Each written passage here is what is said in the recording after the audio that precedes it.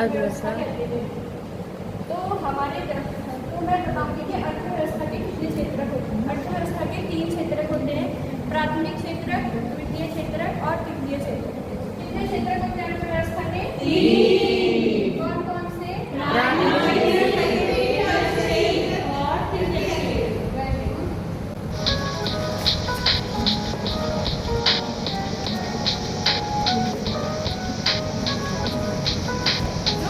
जो हमें प्रकृति से प्राप्त संसाधन होते हैं उसका हम सीधे उत्पादन करते हैं, उसको हम प्राथमिक क्षेत्र कहते हैं।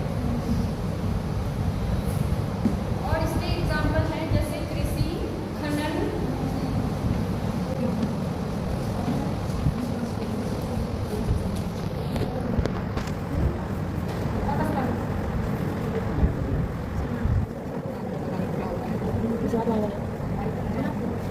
खराब हो जाएगी। क्षेत्रक वो होते हैं जो हमें प्रकृति से प्राप्त संसाधन में जो हम उत्पादन करते हैं उसको हम उद्योग में उसका मतलब उद्योग में हम उसका विनिर्माण करते हैं, उसको क्या कहते हैं?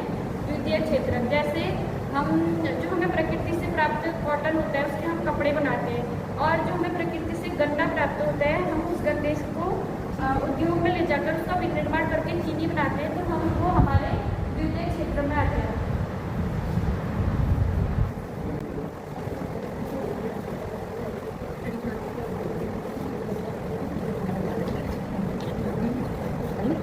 और तृतीय क्षेत्रक एक ऐसा क्षेत्र होता है यहाँ अपना उत्पादन नहीं करता है, यह द्वितीय क्षेत्रक और तृतीय क्षेत्रक को उत्पादन में मदद करता है। जैसे इसको मशीनरी क्षेत्रक भी कहते हैं।